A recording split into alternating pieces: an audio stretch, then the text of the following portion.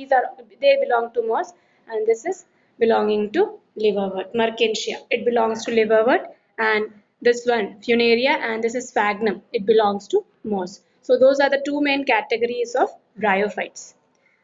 So bryophytes, they are also called amphibians of plant kingdom. So all these you can get for 1 mark question, like which variety or which category of plant kingdom, which division of plant kingdom is called amphibian of plant kingdom. You have to write bryophytes. And why are they called amphibians? Because these plants can live in soil, but they are dependent on water for sexual reproduction. That's why they are called amphibians of plant kingdom, because they are living on both land and water. Amphibians means those which can live on land and water. So they live in soil or land, but they are dependent on water for sexual reproduction. So that's why bryophytes are called amphibians of plant kingdom.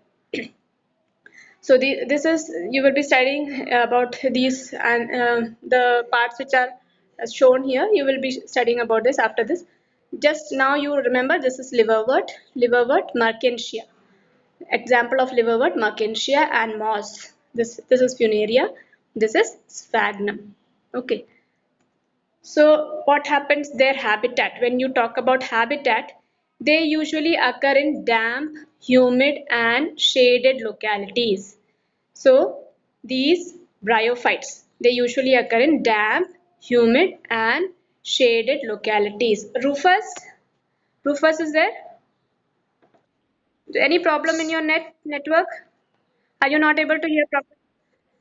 You are leaving and joining, that's why I asked. Okay, no, you are able to hear me? Okay.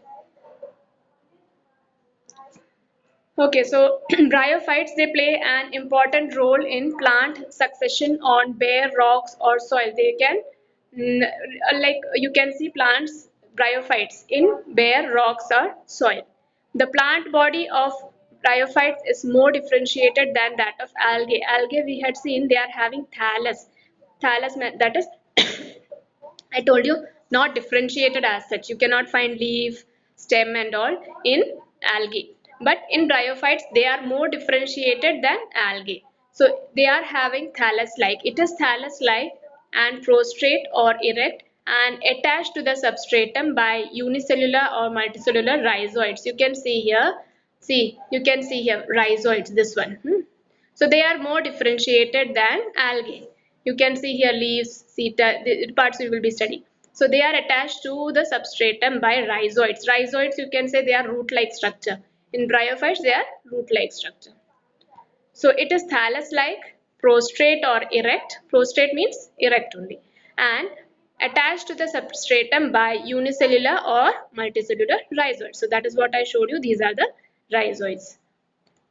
They lack true roots, stem or leaves. So exact stem or leaves is not found in bryophytes. They are leaf-like structure, root-like structure. They are not exactly root, stem or leaf as you see in the plants. Angiosperms, as you see, no, it's not exactly like that.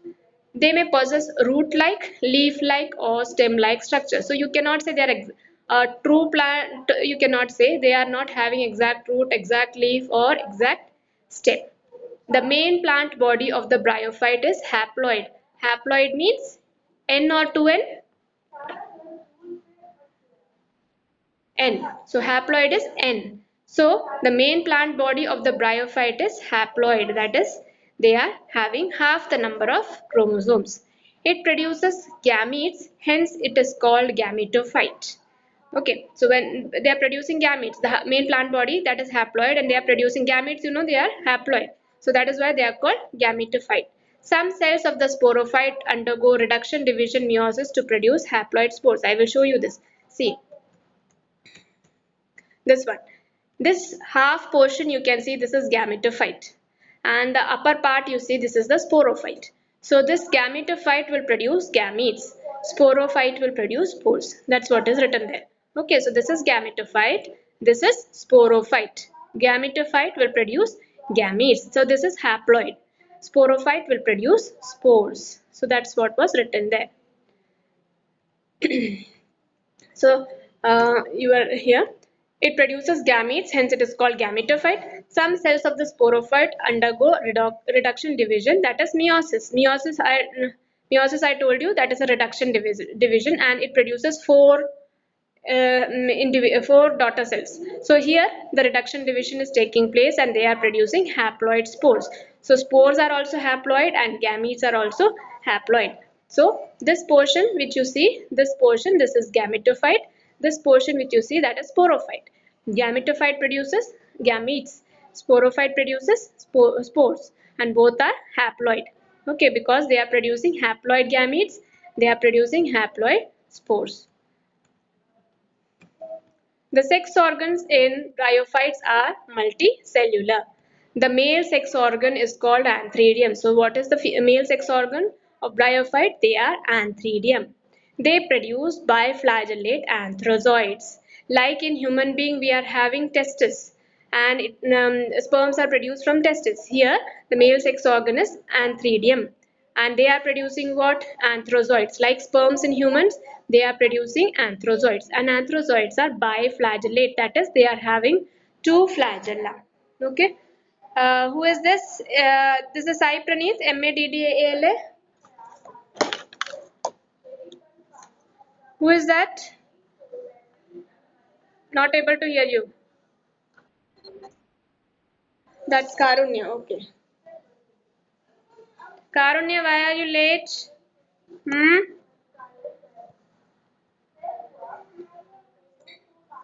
I'm not able to hear you. If you are saying something, I'm not able to hear. Come on time to the class. Okay. Okay, so in bryophytes, they are having the sex organs are multicellular. The male sex organ is called antheridium, and what do they produce? They produce biflagellate anthrozoids. Female sex organ is called archegonium. Okay, male sex organ antheridium, female sex organ archegonium. That is flask shaped and produce a single egg. The anthrozoids. What are anthrozoids? That are produced by antheridium. The anthrozoids, that is like sperms in humans. They are released into water where they come in contact with archegonium. What is archegonium? That is the female sex organ. An anthrozoid fuses with the egg to produce the zygote. I repeat this. See, the male sex organ is what? Antheridium. What it is producing? Anthrozoids. So it's like the sperm in human beings. Female sex organ kya hai? It's called archegonium. It's like ovary in human beings. So the female sex organ is called archegonium. It is producing a single egg. So what will happen? Fusion of what will take place? Anthrozoids and egg should take place to form zygote. So what is happening here? Anthrozoids, like the sperms, anthrozoids are released into water and they are coming in contact with archegonium. Then what happens? Inside archegonium, what is there? Egg is there. So anthrozoid will fuse with the egg and it will form what? Zygote. So what is the male sex organ? Antheridium. Female sex organ? Archegonium. Antheridium produces anthrozoids. Female sex organ archegonium produces a single egg. So anthrozoids and egg will fuse to form zygote. So zygotes. So this is antheridium. Okay, antheridium and archegonium. Inside this you can find excel. This diagram is not necessary, just to show you I'm telling. This is antheridia, that is the male sex organ, and this is archegonium, that is the female sex organ. So antheridia will produce anthrozoids. It will go and fuse with the egg cell that inside the archegonium. Okay, so what is the male sex organ in bryophytes? What is the male sex organ? Antheridia. Produce? What does it produce? Anthrozoids. Anthrozoids are biflagellate or uniflagellate?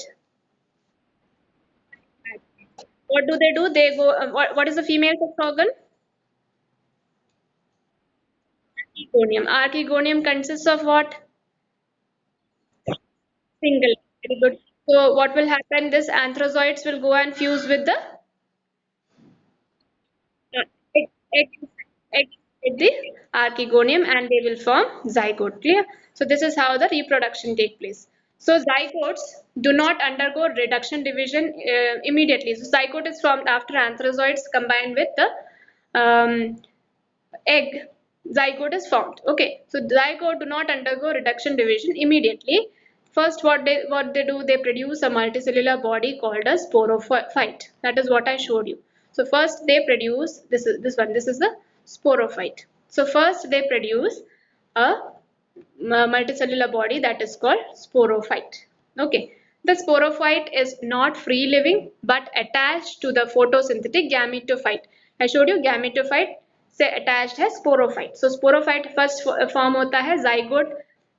Reduction division will not take place immediately in the zygote. First they will produce a sporophyte. This sporophyte is attached to the gametophyte and derives nourishment from it. These spores germinate to produce the gametophyte. ये देखो ऐसे. So first sporophyte would be formed. It would be attached to this gametophyte. Then these spores will provide nourishment to the the sporophyte is attached to the photosynthetic gametophyte and they derive nourishment from it. So the sporophyte is deriving the nourishment from the gametophyte and these spores then germinate to produce gametophyte. So these are the two parts of bryophyte, sporophyte and gametophyte. पहले zygote बनेगा, zygote के बाद it will form the sporophyte. Sporophyte will derive it will derive nourishment from gametophyte and then it will form the gametophyte. So it is this type of division. We are talking about the reproduction in bryophyte. So this is how it takes place. And this one here you can see this is earlier I told you this is liverwort or mertensia. This is funaria. This is sphagnum. These come under moss. Funaria and sphagnum comes under moss. This is liverwort. So you can see here they are having archegoniophore. This is the male reproductive part and this is the anthridiophore. That is the sorry, this is anthridiophore. This is the male reproductive part and this is the female archegoniophore, female reproductive part. Okay, so in everything here you can see anthridial and archegonium. So everywhere you can see a male and female reproductive part. They are different. What is the importance of bryophytes? Bryophytes in general are of little economic importance, but some mosses provide food for herbaceous mammals, birds and other animals. Species of sphagnum. I showed you now this one. This is sphagnum. Species of sphagnum, a moss, provide peat. What is peat? This is like a packaging material. Okay, peat is a packaging material that have been long been used as a fuel and because of their capacity to hold water as packing material for transshipment of living material. So this sphagnum, it is providing peat that is also used as fuel and they are having a water holding capacity. They have good water holding capacity and so they are used as packing material for when we have to export and import things. No, these peat are used as a packing material. So that is the importance of sphagnum. Mosses along with lichens are the first organism. Lichens, you know, no? What is lichen? What is lichen? Right, right. So mosses along with lichens are the first organisms to colonize rocks and hence are of great ecological importance. So these mosses are also of great ecological importance. They decompose rocks, making the substrate suitable for growth of higher plants. So rocks are decomposed, so that will help in the growth of the higher plants. Since mosses form dense mats on the soil, they reduce the impact of falling rain and prevent soil erosion. So mosses, they are making the soil stiff. You can say they are making the soil so close to each other, so dense that they will not allow soil erosion. So soil erosion will not take place if mosses are present in that area. So in that way also mosses are important. So the bryophytes, they are divided into two categories, liverworts and mosses. So we will see about each in the next class. Now whatever we have studied, just have a look at the video of that.